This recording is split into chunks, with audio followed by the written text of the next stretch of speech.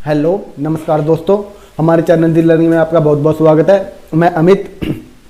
कई दिन से वीडियो नहीं डाल सके क्योंकि कुछ काम हो गया था, इसलिए आज वीडियो बना रहे हैं हम। आज पढ़ेंगे इलेक्ट्रॉन कॉन्फ़िगरेशन। ठीक है, इलेक्ट्रॉन कॉन्फ़िगरेशन क्या होता है, जो केमिस्ट्री का एक चैप्टर है इलेक्ट्रॉन कॉन्फ़िगरेशन। ये जो आपके एग्जाम होते हैं ना, कॉम्पिटिटिव एग्जाम, इलेक्ट्रॉन कॉन्फ़िगरेशन से रिलेटेड एक दो सवाल आता ही है, तो इसको ध्यान से कर लीजिए। ठीक है, इलेक्ट्रॉन कॉन्फ़िगरेशन क्या होता है, क्यों होता है, और हिंदी में इसको इलेक्ट्रॉनिक विन्यास कहते हैं। ठीक है, चलिए शुरू करते हैं।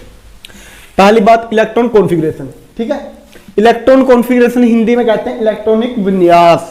इंग्लिश यदि हम इसको इसकी परिभाषा दें तो इसकी परिभाषा होएगी कि परमाणु के सेल में, परमाणु के कक्ष में, परमाणु जो एटम, पीछे एक वीडियो आई थी एटम के बारे में, जान लीजिए, उसमें वो देख लीजिए, डिस्क्रिप्शन में उसका भी लिंक दे देंगे वीडियो का। तो जो परमाणु है, परमाणु के कक्ष में इलेक्ट्रॉन की अरेंजमेंट, इलेक्ट्रॉन की व्यवस्था, इलेक्ट्रॉन को व्यवस्थित करना ही इलेक्ट्रॉन कॉन्फ़िगरेशन है। ओके, बल्कि इसमें कितने इलेक्ट्रॉन आएंगे। ठीक है, जैसे कि ये हमारा एटम हो गया। ठीक है, इसमें मान लीजिए 7 इलेक्ट्रॉन है, 7 इलेक्ट्रॉन हो गए। परमाणु संख्या कितनी होगी इसकी? 7 होगी। हाँ, परमाणु संख्या 7 होगी। तो 7 को कैसे अरेंज करेंगे हम? 7 को जैसे कि ये अंदर का सेल हो गया, ये बाहर का सेल हो गया, 2 इसमें रख दिए, 5 इसमें रख दिए, कितने हो गए? 7 हो गए। मतलब कुछ इस तरीके से पढ़ेंगे कि आगे क्या आएगा आप देख लेना। आगे पढ़ोगे तो पता चलेगा कि इलेक्ट्रॉन कॉन्फ़िगरेशन कैसे होता है, क्यों होता है, अलग अलग तत्व। तो उदाहरण के लिए समझा था कि ऐसे इंग्लिश में कहेंगे arrangement of electron in the cell. ठीक है, arrangement of electron in the cell, that is called electron configuration. Okay, अच्छा जी, चलिए आगे शुरू करते हैं। इसमें एक आता है इलेक्ट्रॉन कॉन्फ़िगरेशन में बोर-बेरी नियम, बोर-बेरी स्कीम, योजना लगा लो या फिर नियम लगा लो। ठीक है, बोर-बेरी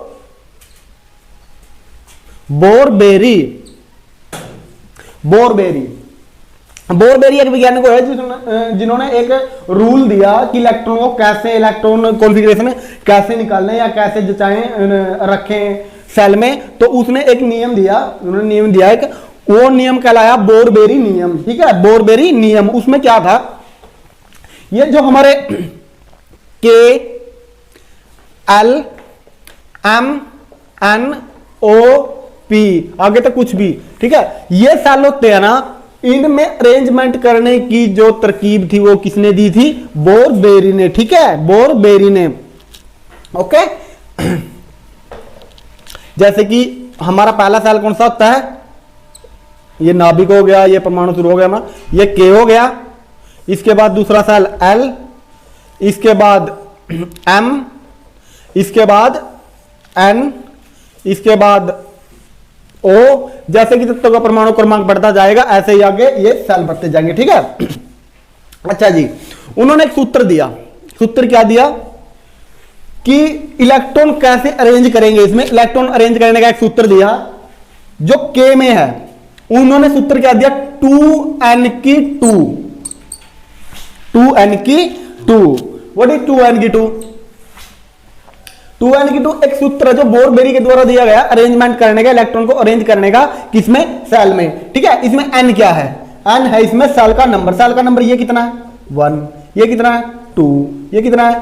3। ये 4 और ये 5। ठीक है, इसको अरेंज, इसको व्यवस्थित करने का जो सूत्र दिया 2n की 2। ठीक है, वो किसने दिया? बोर-बेरी ने। ओके, जैसे कि पहला सेल है, पहले सेल में कितने परमाणु होंगे, कितने इलेक्ट्रॉन होंगे, तो उसको अरेंज कैसे करें, मतलब अरेंज करने का तरीका उन्होंने बताया 2n की 2। तो पहला सेल जैसे कि एक n हो गया हमारा, नहीं 2n हो गया 1 की 2, 1 की 2 1, 2 मल्टीप्लाई 1, 2 मल्टीप्लाई 1 कितना हो गया? 2। पहले में होंगे के में होंगे, के में कितने होंगे? 2। ठीक है, अच्छा जी, उससे आगे 2 की 2 मतलब दूसरा सेल, दूसरे सेल में 2 की 2, 4 गुणा 2 कितने हो गए? 4 गुणा 2 8। ठीक है, दूसरे में 8।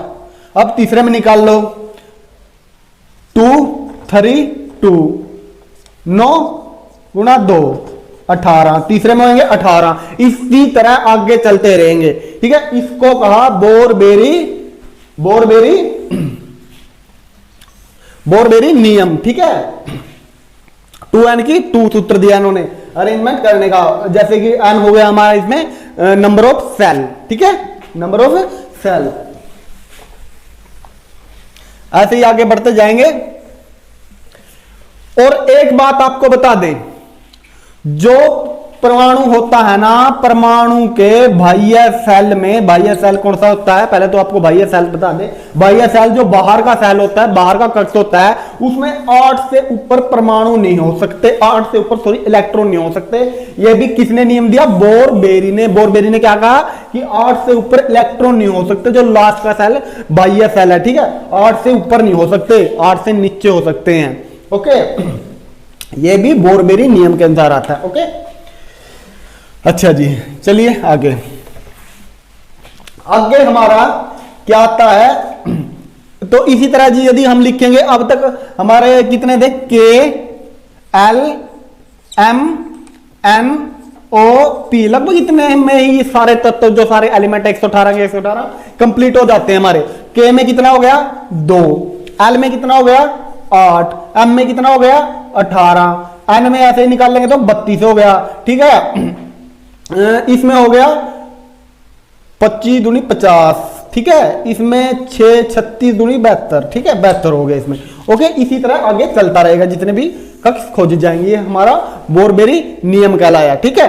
कई बच्चे कंफ्यूज हो जाते हैं, क्योंकि हमारी जो अब तक की 10वीं तक की बुक में दिया गया है वो KLMN दिया गया है, ठीक है, KLMN तक दिया गया, तो कंफ्यूज हो जाते हैं। सर जी ये बताओ, मतलब जो KLMN तक दिया, K में हो गए हमारे 2, इसमें 8 हो गए, इसमें 18 हो गए, इसमें 32 हो गए, 2 और 8 10 और 18 28 और 32 60, ये तो 60 ही हो गया, ठीक है। कंफ्यूज हो जाते थे कि मतलब ये 60 ही हो गया, एटॉमिक नंबर 60 तक निकाल सकते हैं हम, 60 तक निकाल सकते हैं। तो आगे कैसे निकालें? आगे भी है इसका, आगे ये OP भी ले सकते हैं हम। जितना आगे बढ़ता रहेगा उतने ही आगे हम वो बढ़ाते रहेंगे हमारे मतलब ये सेल की संख्या। ओके, जितना भी बड़ा एटम होगा हमारे पास, ठीक है। अच्छा, यदि इसको जोड़ें तो यहां तो हो गया 60 और 50 110 और 72, यहां तक कंप्लीट ही हो जाता है। तो इसका 110 118 हमारे पास है ही, 8 इसमें आ जाएंगे, बस हो गया कंप्लीट, और क्या। अच्छा जी, इसके बाद आता है हुंड का नियम। हुंड का नियम, कभी ब्लॉक के बारे में सुना है? ब्लॉक हमारे यहाँ जैसे S हो गया, P हो गया, और उसके बाद D हो गया, F हो गया। वो ब्लॉक किसके अनुसार, किसके नियम के अनुसार रखे गए? ब्लॉक किसके अनुसार बांटा गया ब्लॉक में? वो हुंड के अनुसार। हुंड एक मतलब हुंड HUND, हुंड।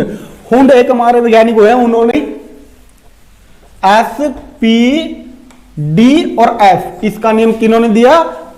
हुंड ने। ये नियम मतलब ब्लॉक में बांटने का नियम किसका है?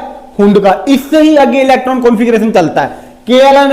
KLMN पे इतना डिपेंड नहीं करता जितना डिपेंड इस पे करता है। ओके, आगे जाके आपको पता चलेगा। तो उन्होंने क्या नियम दिया? उन्होंने क्या नियम दिया, एक टेबल बना देते हैं जो आगे हमारे इलेक्ट्रॉन कॉन्फ़िगरेशन में समझने में आसान नहीं होगी। पहले आता है 1s। ओके, पहले ये समझ लीजिए, एक मिनट। अच्छा जी, उनके अनुसार s में कितने इलेक्ट्रॉन हो सकते हैं? ज्यादा ज्यादा 2। P में कितने हो सकते हैं? उन्होंने कहा कि P में हो सकते हैं 6। D में ज्यादा से ज्यादा 10 हो सकते हैं। D सेल में, कोई भी D सेल हो उसमें 10 हो सकते हैं, 10 से ज्यादा नहीं होंगे। F में 14, ठीक है, इससे ज्यादा नहीं हो सकते। यदि इससे ज्यादा होते हैं तो अगले नंबर में आ जाते हैं, जैसे कि दोबारा S आ जाता है। तो ऐसे ही आपको समझाते हैं। देखो, पहले आता है हमारा 1s, ओके, फिर आता है 2s 2p। देखो, जो s के हैं, s के 2 तक चलते हैं, 2s तक।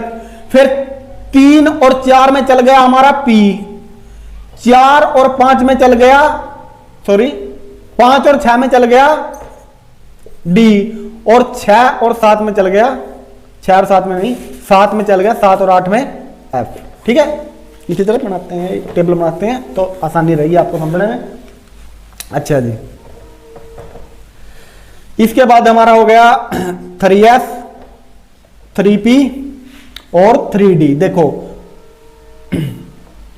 इसके बाद क्या हो गया, इसके बाद हो गया 4s 4p 4d और 4f। ओके, एक एक बताते चलना। उसके बाद 5s 5p 5d और 5f।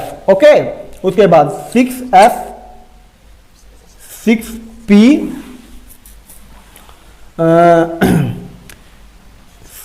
6d और 6f 7s 7p 7d और 7f।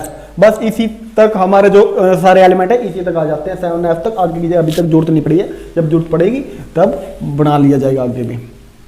अच्छा जी, जो पहला होता ये इसकी अरेंजमेंट ऐसे होती है, ठीक है। पहले का हो गया ये 1 नंबर, 2 नंबर,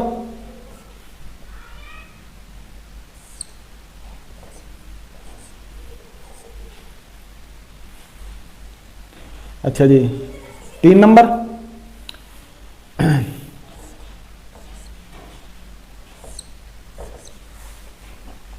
4 नंबर, ले सीधे लाइन मार देते हैं। ये यहाँ लग गई, ये यहाँ लग गई और ये यहाँ 2 को क्रॉस करती हुई चली गई। ये इन 2 को, ये इन 3 को, ये इन 4 को 3 को, ये इन 4 को, ये इनको। इनकी अभी तक जरूरत नहीं पड़ी है कि इनमें रखना पड़े। 7p 6f और 7f में अब तक का कोई एलिमेंट नहीं आया है। ओके, इसलिए इनको मिटा देते, कुछ फर्क नहीं पड़ेगा। तो इसके बाद मतलब कहने का मतलब ये है कि इस टेबल को यदि हम एक क्रम में लिखें तो कैसे लिखें। पहले आएगा हमारा 1s, फिर 2s, फिर 2p, फिर 3s। ये देखो 1s, फिर 2s, फिर 2p, 3s, फिर 3p, फिर आएगा 3p, उसके बाद 4s। ओके, 4s, ये 45 नहीं है, 4s है। उसके बाद आएगा 3d। ओके, 3d के बाद आएगा 4p, 5s के बाद हमारा आएगा 5s के बाद आएगा 4d के बाद आएगा 5p, उसके बाद 6s, उसके बाद आएगा 4f, उसके बाद 5d, 6p, उसके बाद क्या आ गया 7s, उसके बाद 5f, 6d और 7p। ओके, ये हो गया हमारा, ठीक है।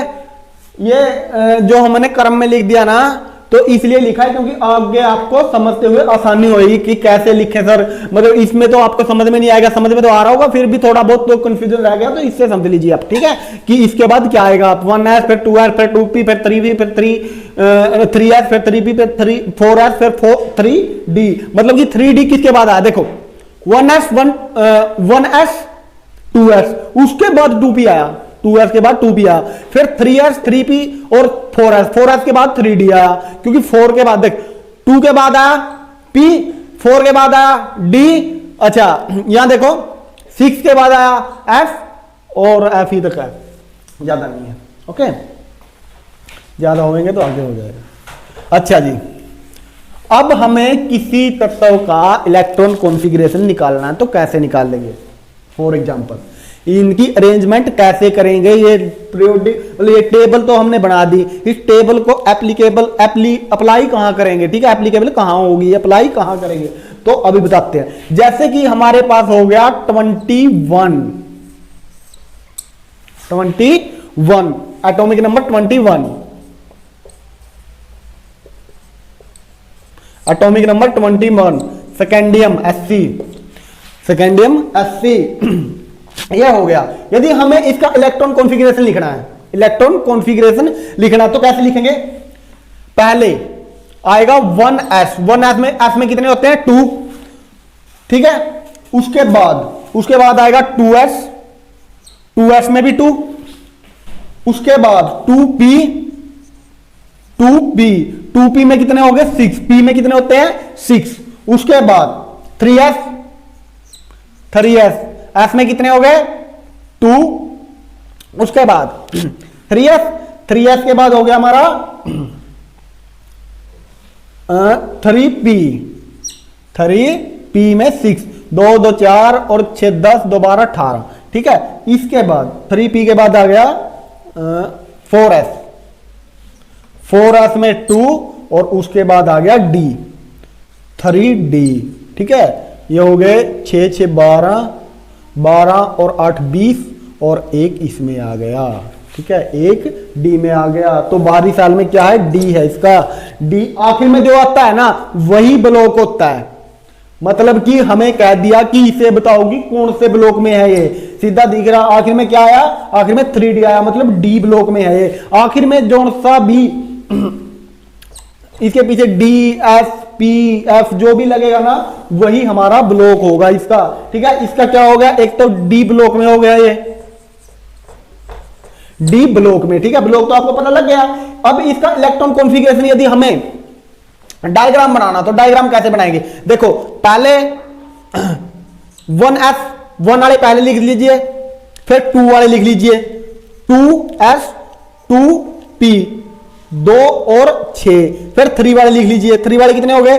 3s की 2, 3p 6 और फिर 3d। ये मत सोचिए कि सर ये पहले क्यों लिखा 3D, पहले तो आपने पीछे लिख दिया, अब आगे लिख दिया। ये कैसे? ये ऐसे लिखा ही आपको समझाने के लिए लिखा, ठीक है। आगे जो इलेक्ट्रॉन कॉन्फ़िगरेशन का हम डायग्राम बनाएंगे ना, तो डायग्राम इसका कैसे बनेगा, ठीक है। इसके बाद 4 वाले, 4s की 2, इसका 10, इसका इसमें कितने हैं? इसमें है 1, ओके, इसमें हो गए 1।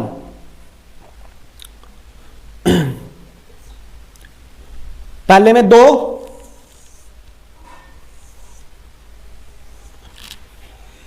4 तक है, ये चौथा हो गया। पहले में हमारे हो गए 2, इसलिए 2 2 डॉट लगा देते हैं, 1 और 2।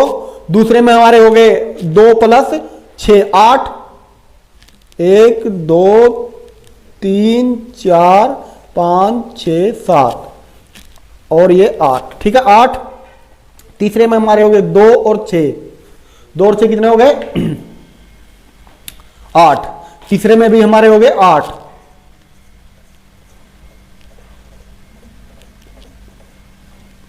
तीसरे में भी हमारे क्या हो गए? कितने? 8, 1 2 3 4 5 6 7 और ये 8। तीसरे में भी हमारे 8 हो गए। पीछे से अपने पास कितने बच गए? 2 और 8 10, 10 और 8 18। पीछे से अपने पास 3 बच गए, इसलिए आखिरी में कितने हो गए? 3, ओके। चौथे में कितने हो गए? 3, ठीक है। क्योंकि एक रूल है, यदि हम 9 से ऊपर लिखेंगे, 9 से ऊपर तभी लिखेंगे पहले सेल में। यह भी एक रूल है कि यदि हम आखिरी सेल में कोई अंक लेते हैं, कोई इलेक्ट्रॉन लेते हैं, तो उससे पहले वाले में पहले वाला फुलफिल होना चाहिए। फुलफिल कितने पे होएगा? ये फुलफिल संयोजकता होती है, संयोजकता वैलेंसी। तो फुलफिल कितने पे होएगा? ये या तो 2 पे होएगा, 2 पे तो नहीं होएगा, 2 पे तो यहां से पहला सेल होता है, उसके बाद 8 पे होएगा, 8, ठीक है, या 8 पे होगा, या फिर आगे 18 पे होगा। 18 हम पूरे कर नहीं सकते इसमें, इसलिए 8 पे ही कर देते हैं। इसमें 8 हो गए, बच गए कितने? 3, ठीक है, बच गए हमारे पास 3 रख दिए हमने लास्ट सेल में। इसलिए इलेक्ट्रॉन कॉन्फ़िगरेशन इसका कैसे होएगा? इलेक्ट्रॉन कॉन्फ़िगरेशन इसका हो गया ये। इलेक्ट्रॉन कॉन्फ़िगरेशन क्या हो गया इसका? 1s 2s 2p 3s 3p 4s 3d 2 2 6 2 2 6 2 1, okay. आया समझ में?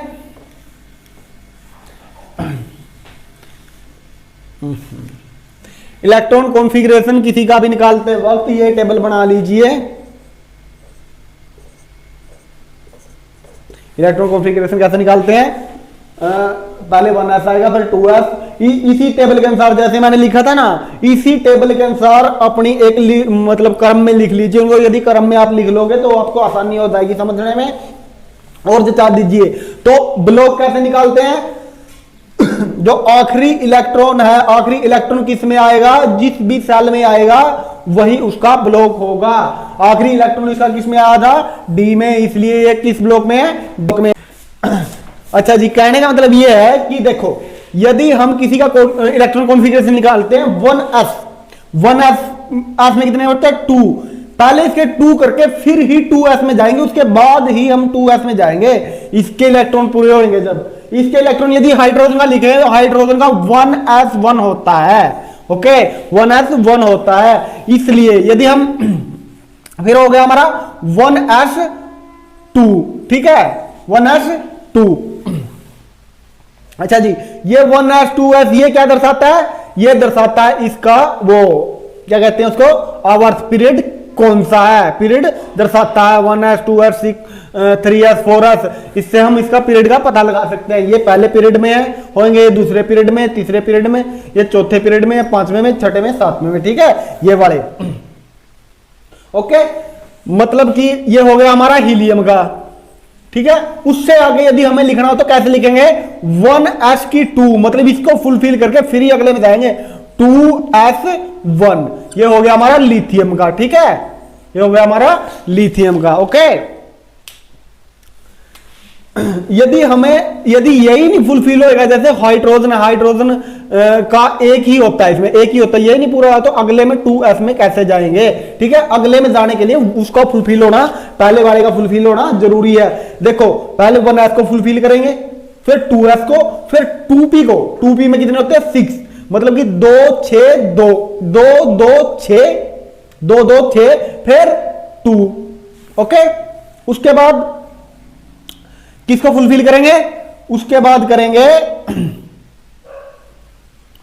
3p को, 6 होते हैं, फिर करेंगे 4s 2 होते हैं, फिर जाएंगे 3d पे, इसमें 10 होते हैं, इसको भरेंगे, फील करेंगे। ठीक है, पहले वाला यदि फील नहीं है तो अगले में नहीं जा सकते हम। अगले कॉन्फ़िगरेशन जैसे कि 1s के बाद यदि 1s 2s और 2p ये लिख दिया, हम ऐसे नहीं कर सकते इसमें कि 1s की 2, 1s में 2 हो गए, इसमें भी 2 हो गए, तो 2p में 3 लिख दो और 3 इसके 2 इसमें लिख दो, एक 3p में आ जाएगा। ऐसा नहीं लिख सकते, इसके 6 पहले पूरे करने पड़ेंगे, तभी अगले में जाने की अनुमति है हमें, तभी अगले में जा सकते हैं। ठीक है, इससे पहले अगले में नहीं जा सकते, इसलिए इलेक्ट्रॉन कॉन्फ़िगरेशन इसी तरह लिखा जाता है। ओके,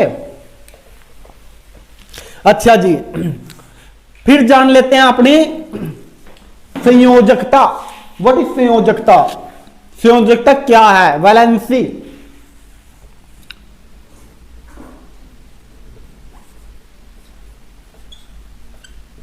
संयोजकता, ठीक है, पहले तो संयोजी इलेक्ट्रॉन। ठीक है, संयोजी इलेक्ट्रॉन क्या होता है?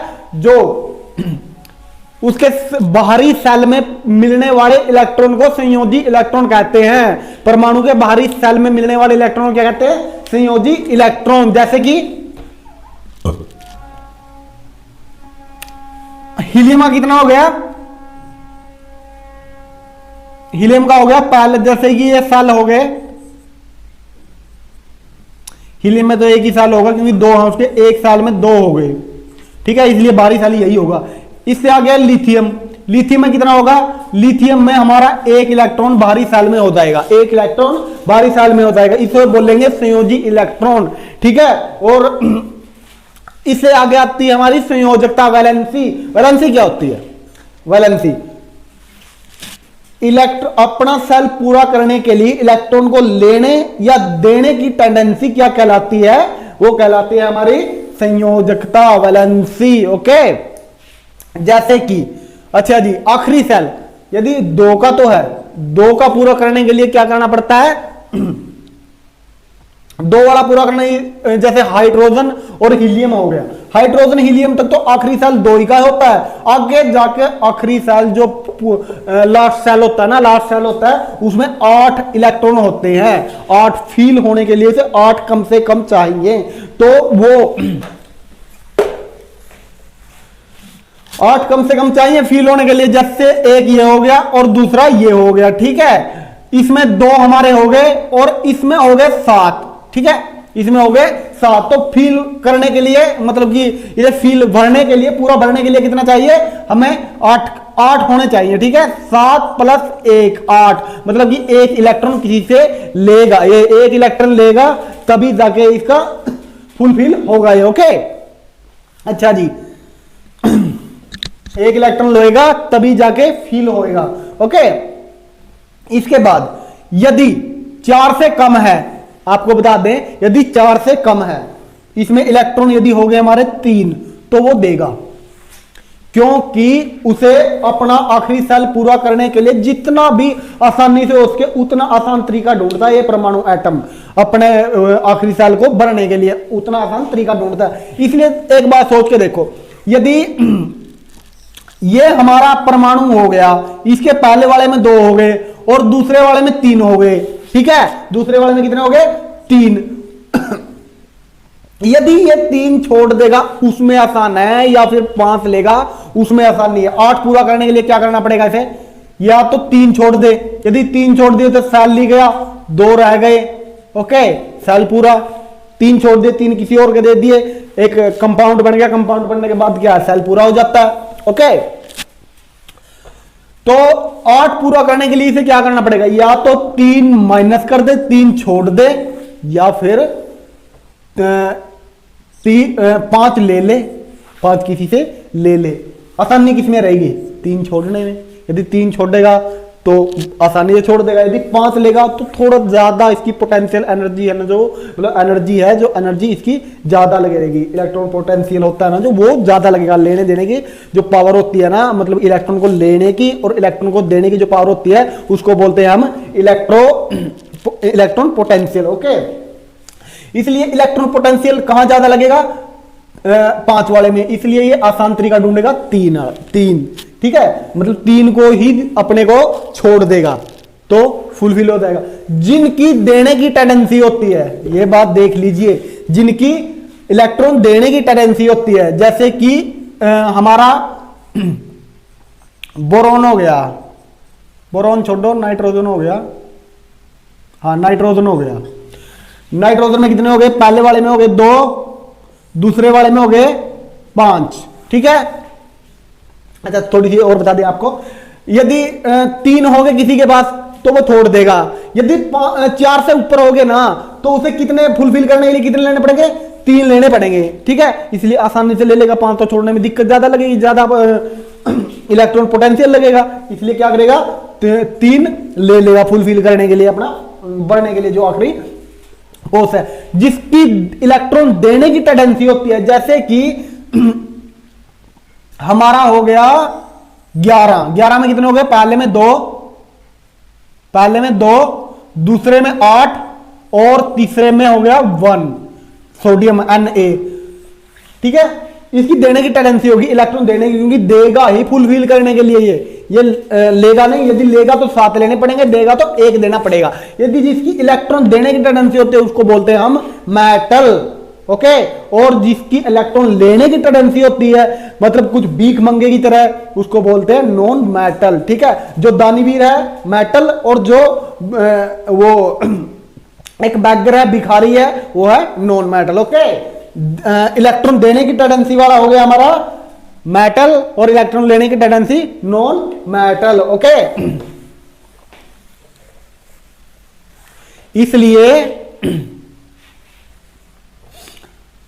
धातुओं पे, मेटल पे क्या होता है प्लस चार्ज, +3 हो गया, जैसे +2 हो गया, जैसे ऐसे चार्ज होता है। और नॉन मेटल पे -1, -2, -3, मतलब फुलफिल करने के लिए माइनस में रहता है ये, ले जहां से मिले ले, ठीक है। इसकी ये करेंसी होती है, इसलिए इस पे माइनस चार्ज होता है। धातुओं पे होता है माइनस चार्ज, धातुओं पे होता है प्लस चार्ज, पॉजिटिव चार्ज, और अधातुओं नॉन मेटल पे होता है माइनस चार्ज, ठीक है।